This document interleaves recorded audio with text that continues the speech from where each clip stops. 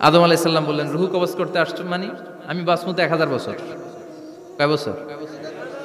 মালাকুল মাউত বললেন, না না, ওই যে আগের কথা স্মরণ করেন, আপনি 60 বছর দিয়া দিয়েছিলেন। কয় না, আমি দেই নাই, আমি আরো বাঁচুন।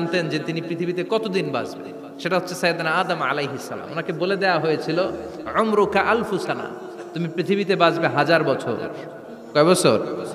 সাইয়েদনা আদমের সামনে অনেকগুলো রুহু রাখা হলো। সাইয়েদনা আদম বললেন, এরা কারা? আল্লাহ বললেন, এরা হচ্ছে নাসালুক, তোমার বংশধর, পৃথিবীতে তোমার পরে এরা পৃথিবীতে আসবে। সাইয়েদনা আদম বললেন, আল্লাহ ওই যে একটা রুহু দেখা যায়, এটার নাম কি? আল্লাহ বললেন, হাদা ইবনুকা দাউদ, এটা তোমার ছেলে দাউদ, সে দুনিয়াতে নবী হয়ে আসবে, তার ছেলে সুলাইমানও নবী হয়ে আসবে। সাইয়েদনা আদম বললেন, মাবুদ, আমার ছেলে দাউদের কত বছর হায়াত আপনি দিয়েছেন? আল্লাহ বললেন, 40 সানা, মাত্র 40 বছর, 4 ইয়ার্স, 40 বছর তোমার ছেলেটা বাঁচবে। ও আল্লাহ, আমি বাঁচবো কয় বছর? তুমি বাঁচবা 1000 বছর। সুবহানাল্লাহ। সাইয়েদনা আদম বললেন, মাবুদ, এত ফুটফুটে সুন্দর আমার ছেলে দাউদ, মাত্র 40 বছর দিলেন কেন? জিদ মিন উমরিহি, বাড়ায়া দেন।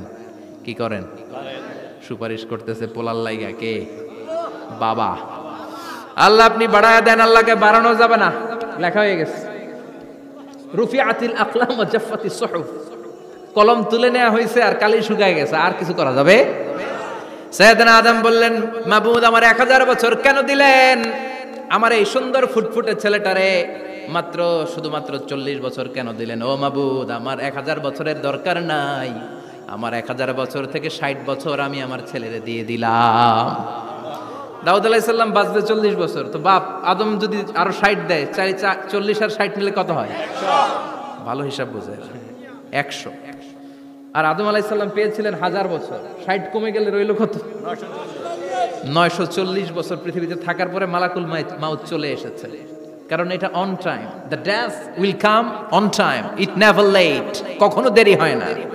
আল্লাহ বললেন, লিকুল্লি উম্মাতিন আজালুন ফাইদা জাআ আজালুহুম লা ইস্তাখিরুনা সাআতান ওয়া লা ইস্তাকদিমুন। মৃত্যুর একটা নির্ধারিত সময় আমি বেঁধে দিয়েছি, অন টাইম, অন টাইমেই চলে আসে, 1 সেকেন্ড আগেও আসবে না, 1 সেকেন্ড পরেও আসবে না। 940 বছর বয়সে মালাকুল মাউত এসে হাজির, এসে বলল, জিইতু আন আকবাদা রূহাক, রূহ কবজ করতে আসছি। আদম আলাইহিস সালাম বললেন, রূহ কবজ করতে আসছো মানে? আমি বাঁচবো তো 1000 বছর। কয় বছর? মালাকুল মাউত বললেন, না না, ওই যে আগের কথা স্মরণ করেন, আপনি 60 বছর দিয়া দিয়েছিলেন। কয় না, আমি দেই নাই, আমি আরো বাঁচুম, আরো 60 বছর পাওনা আছি, আমি দেই নাই। মালাকুল মাউত বললেন, আপনি দিয়েছেন? আদম বলে, দেই নাই। মালাকুল মাউত বলে, আল্লাহ ঘটনা দেখেন, দিয়া কয় দেই নাই। আল্লাহ কয়, থাক, কথা কইস না, আয়া পড়। সুবহানাল্লাহ পড়েন। নাসিয়া আদম ফানাসিয়া বানু, ভুলে গেছেন উনি। আমরা ভুলে যাই, আমরা খেয়ে বলছি খাই নাই, নিছিলাম পকেটে, কয় নেই নাই। এরকম ডাকাইত আছে না নাই? নাসিয়া আদম ফানাসিয়া বানু, বিশ্বনবী বললেন, আদম ভুলেছে তো তার সন্তানরাও ভুলে যায়।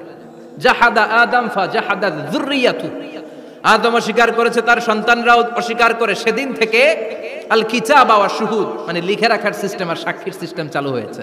সুবহানাল্লাহ পড়েন। সুবহানাল্লাহ।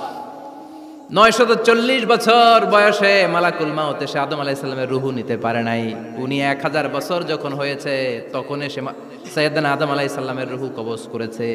যেই দিন পৃথিবীর প্রথম মানব, প্রথম নবীর রূহ মালাকুল মাউত দুনিয়ায় এসে কবজ করেছে, ওই দিনটাও ছিল জুমাবার। সুবহানাল্লাহ।